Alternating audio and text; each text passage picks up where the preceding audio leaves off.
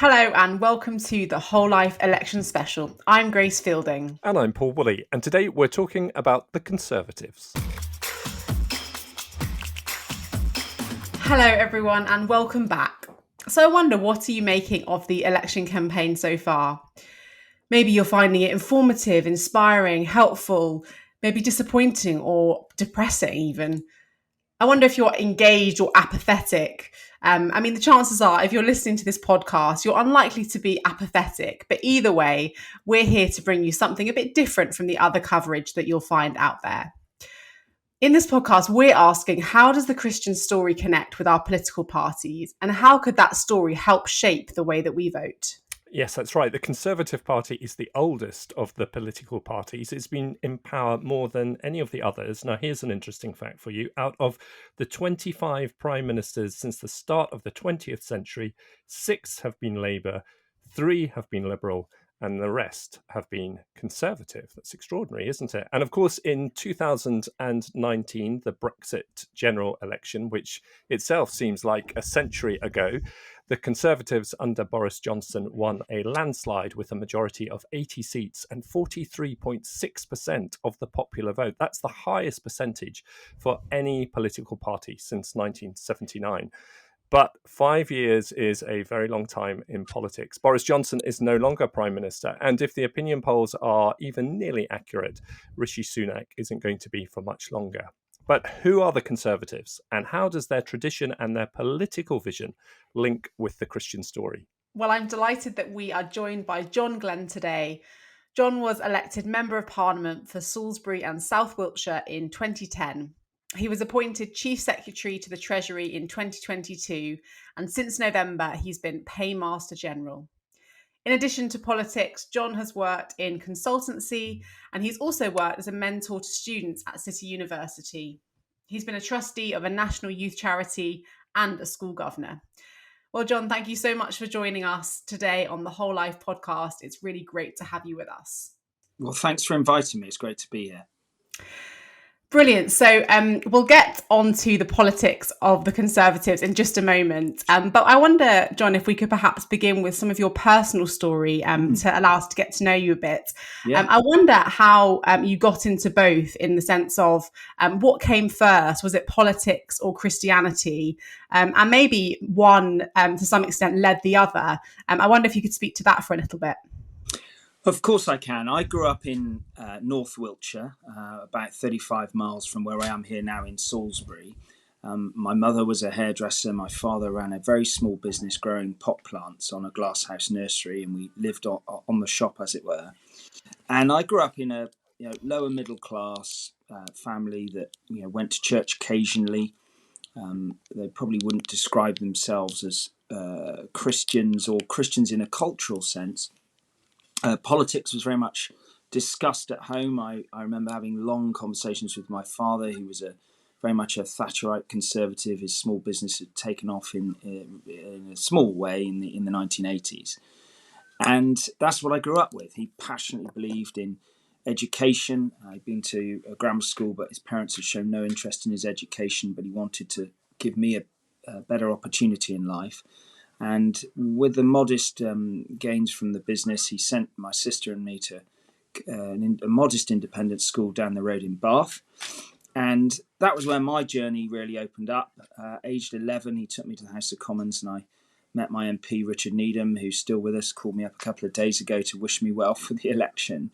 And I went to the House of Commons, and it was as if a light switched on. It was probably 1985, and I decided that that's what I was going to do. I was going to be a member of Parliament, and I was probably one of those very irritating teenagers who, kept saying they were going to be Prime Minister. In fact, people who haven't seen me for many years said that I used to say I was going to be Prime Minister. I've certainly given up on that one, but I did make it to become an MP. I went to university. I didn't get into Oxford first time, was determined to get there, and went there second time of asking, as it were. And during my penultimate term, I went to a mission event at St Ebbe's Church and was challenged by a Australian visiting mission leader called John Chapman, Chapo, I think he was known in the trade. And he challenged us, all of us there, and many of us were friends of Christians, to, who was Jesus? What did he mean to us? Was he mad? Was he bad? Or did he die on the cross for our sins? And I responded to that challenge. And the next day, I had the opportunity to talk to some friends in the Porter's Lodge, and one of them was head of the Labour Club. And he said his co-chair of the Labour Club was related to somebody, or was was his co-chair's godmother was involved with Care, and Care, the charity Care, had a internship for young Christians who wanted to go into politics. And that's when the journey to Parliament really started, because I had the opportunity to work for two wonderful men, Michael Bates and Gary Streeter, who to this day are my closest friends in Parliament and politics. Gary sadly leaving and retiring after a distinguished 32-year career as an MP. And I became their intern in the 96-7 general election. And that's when my sort of determination to continue that journey to Parliament went on. And I shall probably stop now, but it went on for another 13 years. And I was eventually selected with lots of ups and downs along the way. I became a management consultant and was mentored by a wonderful Christian called Mark Spellman, whose wife Caroline was also an MP. And I had the opportunity to be seconded and work for William Hague. And I was also deputy director and director of the Conservative Research Department in the run-up to the 5 election. I stood next to Gary in Plymouth Devonport in the 2001 election.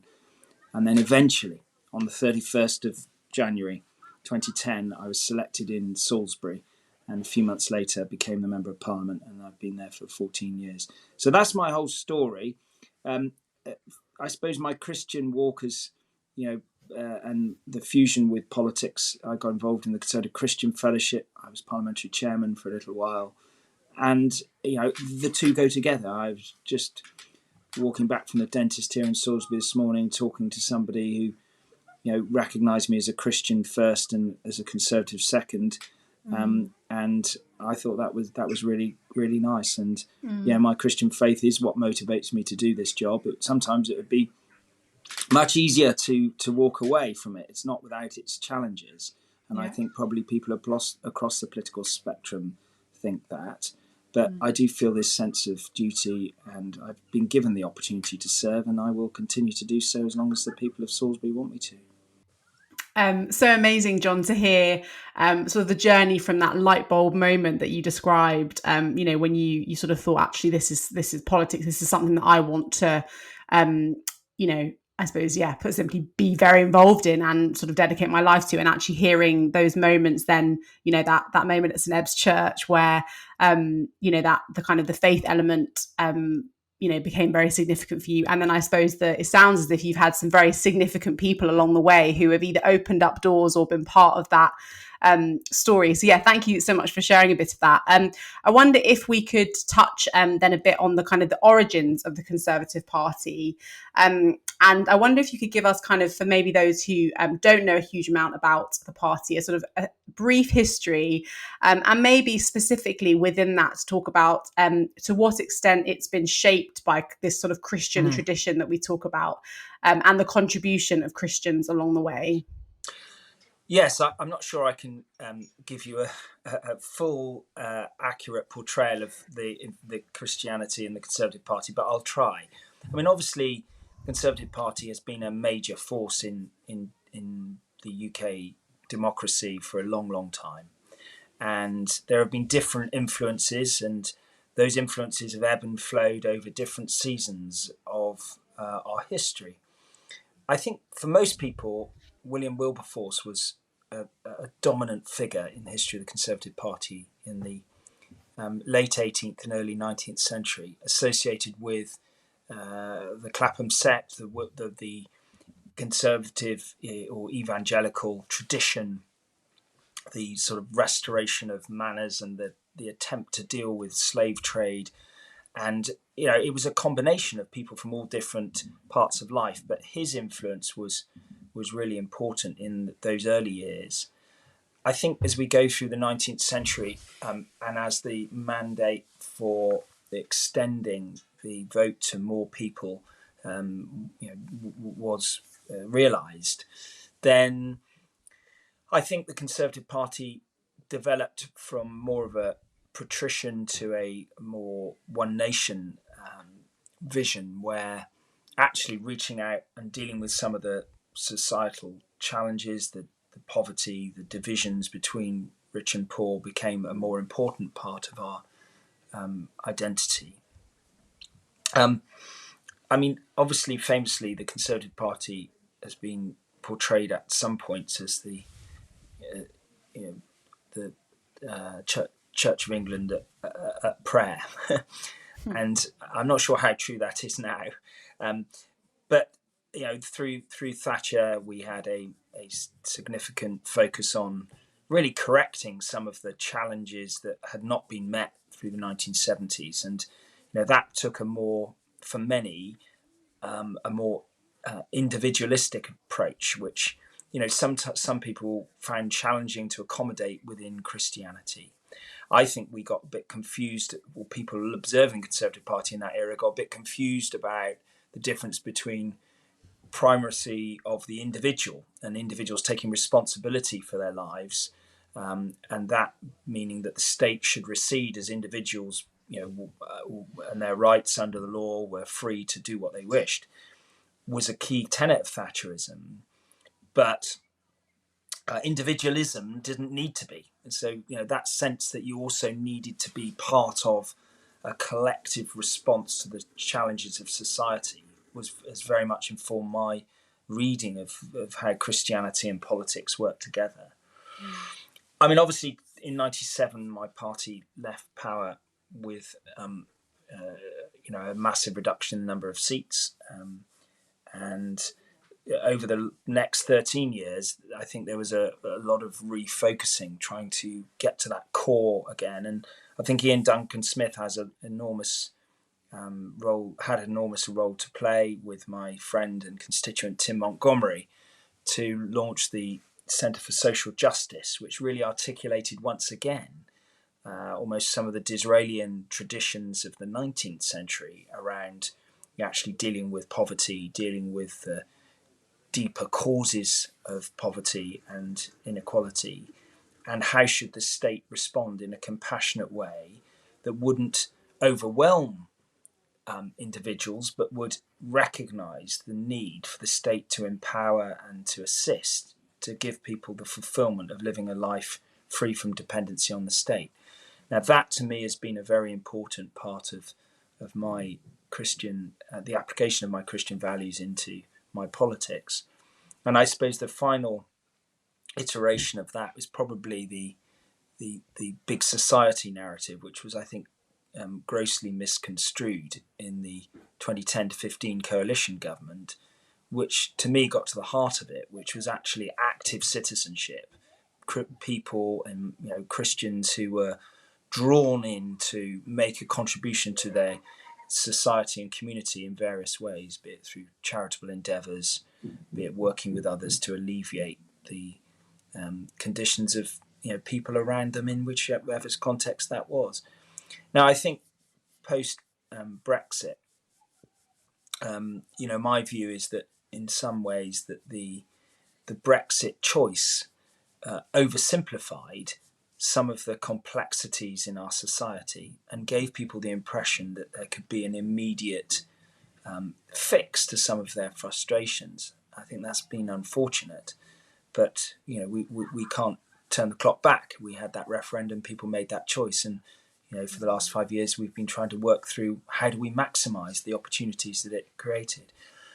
I'm not quite sure where I see the sort of Christian sort of spirit within all of that, and obviously there's been a discussion around the resetting of expectations of politics over recent years. But for me, the Conservative Party is primarily concerned with the enablement of all people in society reaching their potential, and it has a responsibility to assist and to enable Sometimes that'll mean making significant interventions, and the transformation, I think, of educational standards is important. I spoke about it in the context of my personal journey into politics and my family upbringing. But sometimes it needs more than that. It needs multi-dimensional interventions, from social security payments through charities I see here in my constituency, working on the ground with people from challenged backgrounds needing more support, as well as making sure that schools are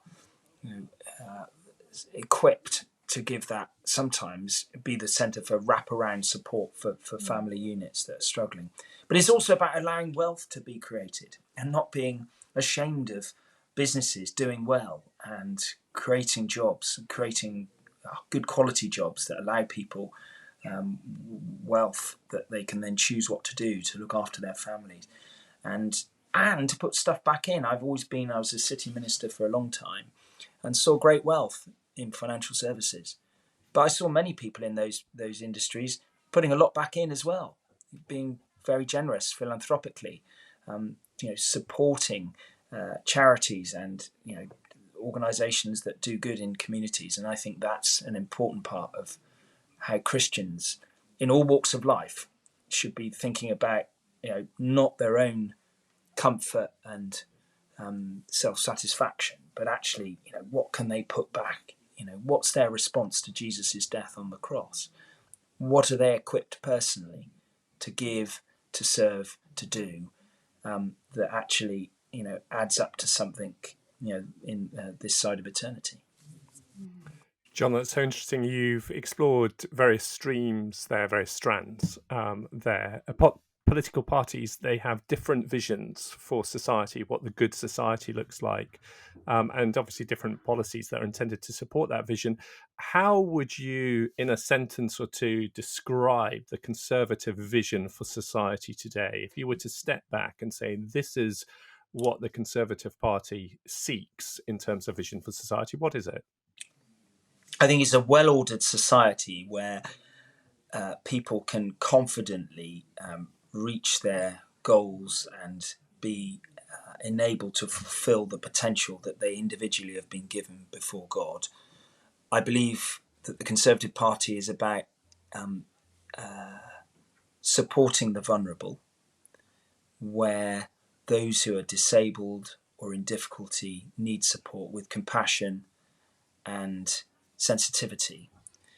But it's also about saying we have a responsibility to allow people to create wealth, to steward our environment, but also, create jobs and opportunities for people. Because at its core, the Conservative Party has a positive, optimistic view about the potential of the individual. We don't believe that we should default to the state doing more and more. And I think that is the dividing line. It's about actually, do we believe that individuals or private sector working with the voluntary sector and the state in combination can find better ways of doing things? Or do we have a default view which actually says we need to do this for you, which I think is the big, broad, left-right different instinct that exists in politics still today.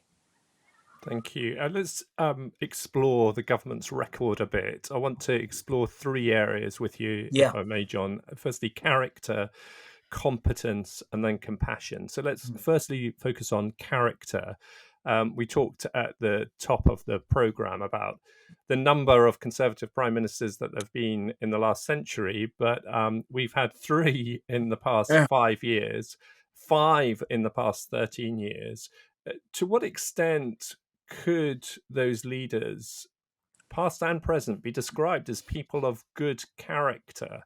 Do you think the Conservative Party has a good record in that respect as it seeks the votes of people today? Well, I certainly know Rishi Sunak very well. I interviewed him to be a Member of Parliament 10 years ago.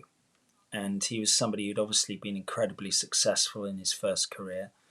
And I was struck by somebody who was really motivated to serve a country that he felt had given him so many opportunities. several years later, I was in the Treasury with him, working with him through COVID, and I saw somebody with that sense of mission, where his innate intelligence and capacity for relentless hard work was focused on the furlough scheme, bounce back loans, doing everything he could to alleviate the challenges that we faced as a country in all dimensions in a once in 100-year pandemic. I saw in him a very good character, a good man doing his best in whatever circumstances, and they were pretty difficult circumstances that we faced. Now, I obviously am very aware of the characters of all his predecessors. I think it's not for me to judge anyone. We're all flawed. I think that's a pretty fundamental biblical principle, and I don't want to make negative judgments about others. I can see positives in many of the, and in fact all of the prime ministers from all parties, but none of us are perfect, and I guess we have to make a judgment about what the balance of local versus national, party versus individual. That is what a general election gives us the privilege of doing, and it'll be for everyone to make those judgments in their individual constituencies, but collectively look at the record of the prime minister against the alternatives. And I do recognise, Paul, that character is a big and challenging subject that often is mediated through a media which accentuates sometimes superficial things, sometimes more fundamental things, but very rarely do you get a balanced, dispassionate assessment which informs people. And can you understand, John, just briefly how people would look at the government, and particularly the Boris years, and feel that there were big issues around honesty, both in Parliament and outside it, and behaviour that lead people to feel that they have a mistrust of politics, and concerns about the quality of character and leadership on offer?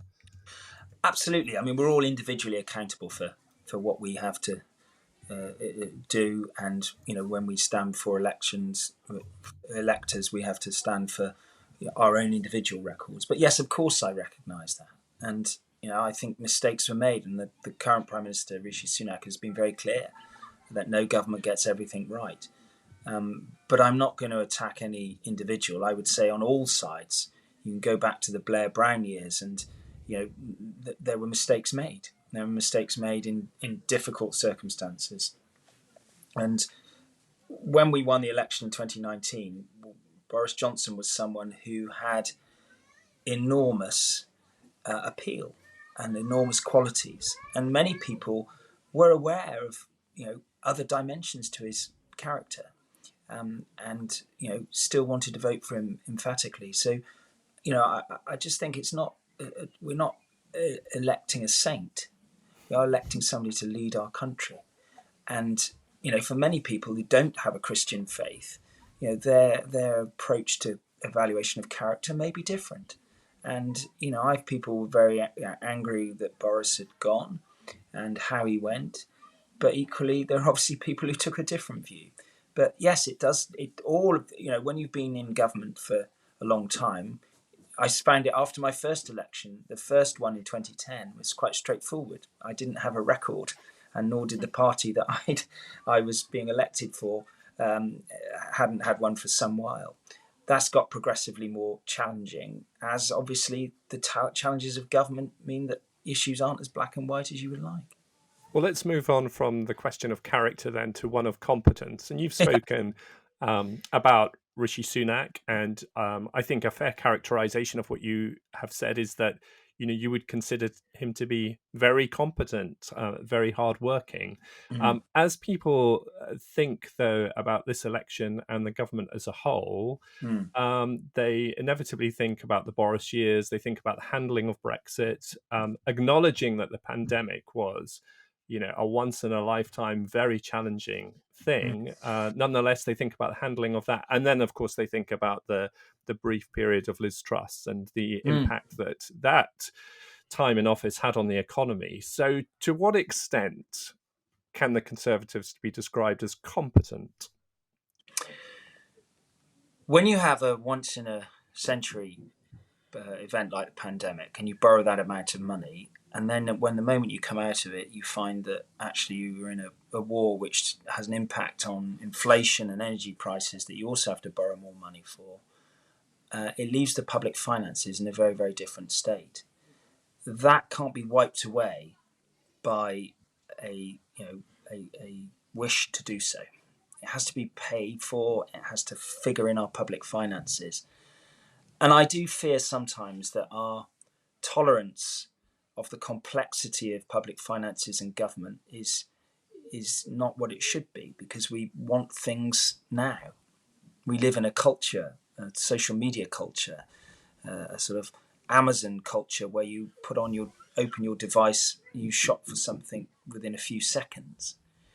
And that has infused, I think, the way that we sometimes approach politics, that we want everything done just like that. And it oversimplifies and undercomplicates when the reality of delivering public services and delivering tax cuts is complicated. It involves difficult trade-offs. And I think there is sometimes a bit of a contradiction between our aspirations for our tax burdens to be lower and our desire for the state to do more and more. And I think that as we look to the future, I think we've got to look at what the instincts of the parties are around the size of the state as we get into a zone of growth. And we've seen improved growth in the first quarter of this year. We've seen inflation now back to its historic norm, which makes it much easier to see and plan for the future. But at the end of the day, there will be a record to be accounted for. But all I would say is I think we need to have a rational conversation about what the alternatives were. When I was sat there in that socially distanced House of Commons in 2020 and 2021, there wasn't much of an alternative being presented opposite. It's very easy afterwards to say, well, it's all broken, it's all been a disaster. And clearly, in 2020 and 21, the challenge of getting vaccines out and getting our economy going again meant that some of the more fundamental things that we might have looked at in terms of public service reform was very, very difficult to achieve. How could you achieve more in those areas when you were simply trying to get them working and get our schools back open, getting backlog of hospitals done?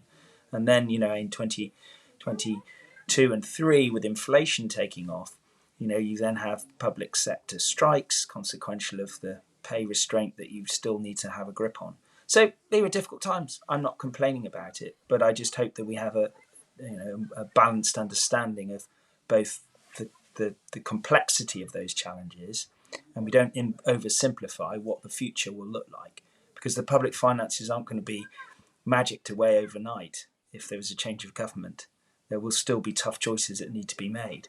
And I think we need to be honest and real as politicians and as those who observe and analyse these things about the nature of those choices that we face beyond the general election in July.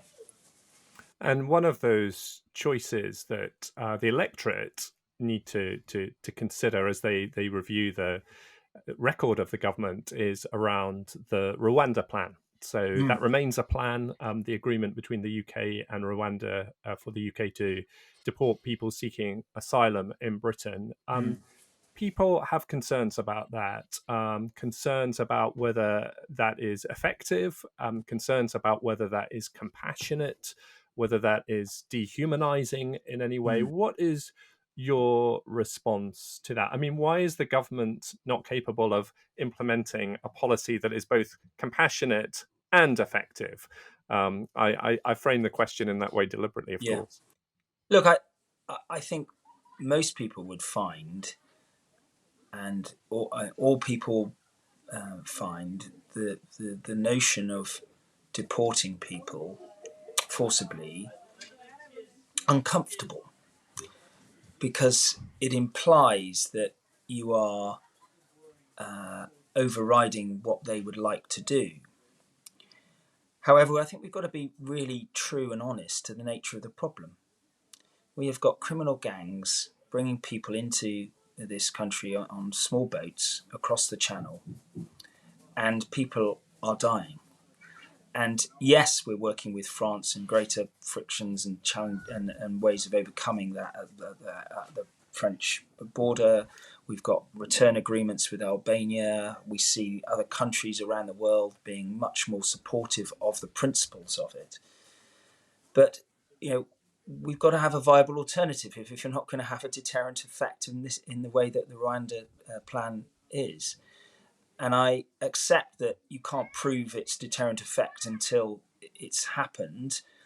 But equally, if you've maximised the return agreements, you've put as much in the system with cooperation with the French to stop people from coming over, and it is still happening, even if at a significantly reduced rate, then you've got to be rational and honest with the with the country about what your alternative is.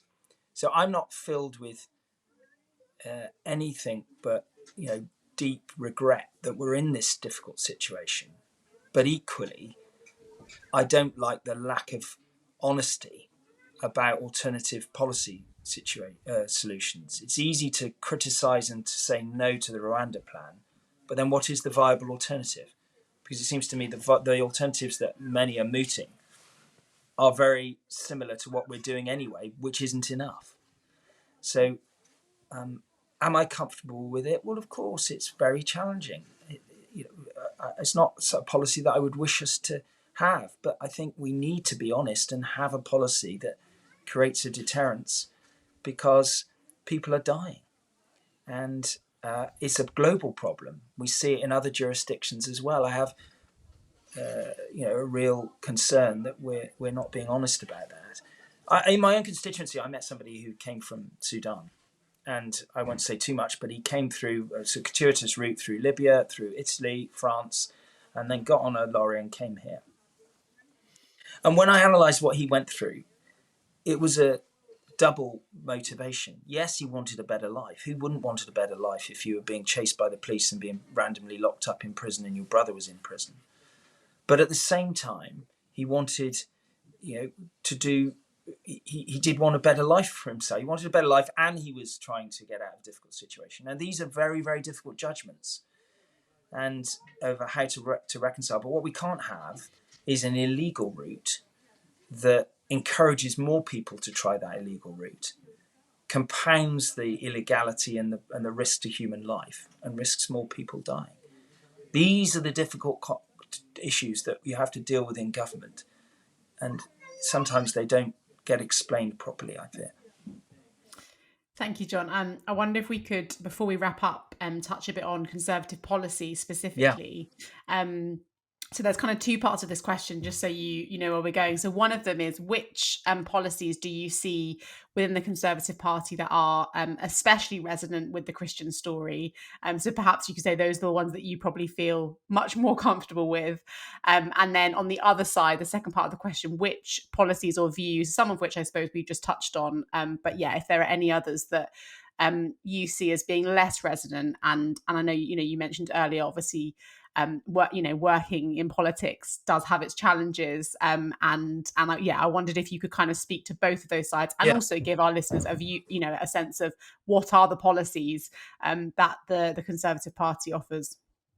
Well, at the time of us speaking now, the manifesto has not been published, so I can't speak to what's absolutely. I know that, but let me just the government's investment in education and our health service is and benefits are really important to me.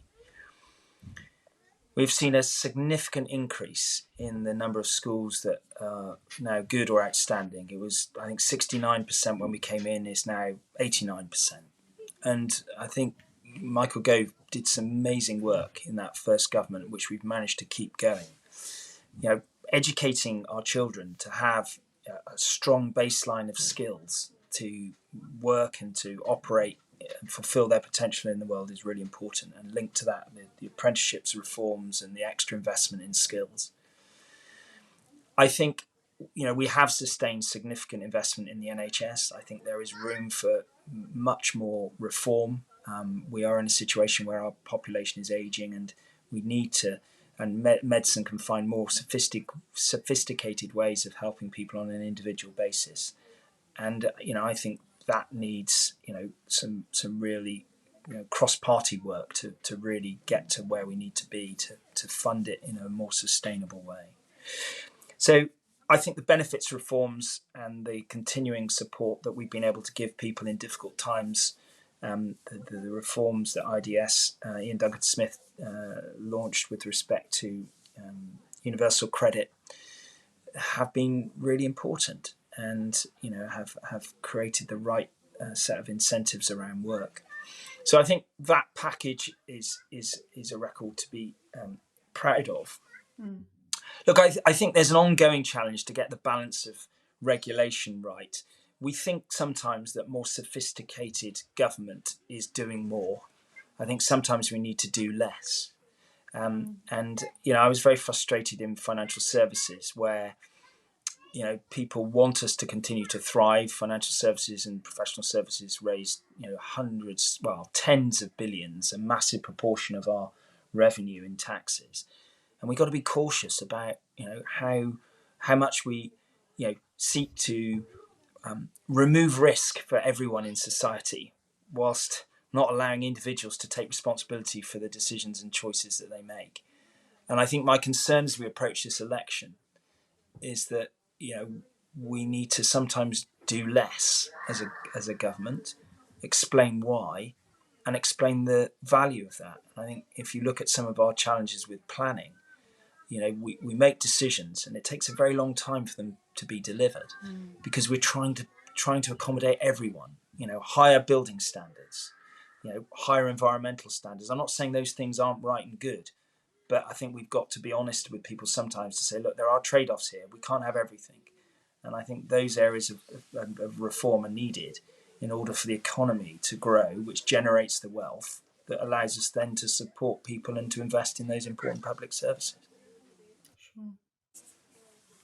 John, it will soon be polling day. Give us your pitch. You'll find this is your opportunity to speak to us. Why should people vote Conservative? Well, I recognise that we've been in power for 14 years and that there have been mistakes that have been made. But we have a Prime Minister who I know to be a man of utter integrity and ability, who has done everything he can in extremely difficult circumstances to lead this country to a better place. We are now turning the corner. We see an economy that is growing faster than our competitors, public finances that are being restored. And I think it's the Conservative Party's instincts to allow the individual to flourish, for the state to responsibly look after the most vulnerable, the pensioners, and those who are disabled and in difficulty will always be the foundation of how we operate. But I do think we also have a vision for a country that can prosper in the international stage, that is devoted to playing a role that's bigger than our small state as a nation. And I think we can be proud of the leadership that we have under Rishi Sunak, and a vision to lead us in very, very uncertain times, with war and more war being very much on the horizon. And I want to put my confidence in a leader who I know what we're getting, somebody who has a clear plan, and somebody who has a track record of delivering and making tough long-term decisions for the British people. And I'm very concerned that if we don't re-elect Rishi Sunak, we'll have someone who is an unknown quantity and has had a very different history over the last few years over what he believed. And you need a lot of resilience to lead our country, and you need a lot of determination. And I believe that Rishi has that, and I want him to continue. And in the event that you don't win, John, I'm not talking about your seat necessarily, but the Conservative Party don't win the election, and in the event that Rishi Sunak resigns, could you be tempted to throw your hat into the ring? I think that's extremely unlikely. Which part of that do you think is unlikely, John? I don't think any of my colleagues will want me. I sincerely hope Rishi Sunak carries on for a very long time. I think he's by far the most capable individual in the Conservative Party. And, one of the things you need in politics is to know what you're not. And I don't think those qualities are ones that I have. But I'm very happy to serve. And I most of all love being a constituency MP in Salisbury. And I'll be just delighted to have the opportunity to do that again. And I'll make whatever contribution I can beyond that as events evolve. And one of the beautiful things about politics is you can't always know what's around the corner, as we've seen, sadly, over the last 5 years. And, I just look forward to applying whatever greater experience I have and my instincts and judgments to whatever issues fall before me. And it is a privilege to be a member of Parliament, to have the opportunity to speak to you and to really serve with purpose and meaning. And when I go into schools, I say something the same time. You want a job where you're not having to look at your watch all the time because you love it and you enjoy it so much. And I've enjoyed my 14 years, and God willing, I might have a little bit more to give. Wonderful. John, I think that wraps up our time brilliantly today. Thank you so much for joining us. We know it's a busy time for you, and we so appreciate you taking this time to talk to us. And we wish you all the best for the coming weeks of campaigning as well. Great. Thank you very much. It's been a privilege to speak to you. It's been great to talk with you, John. Thank you so much. So, Grace, what did you think? Are you convinced?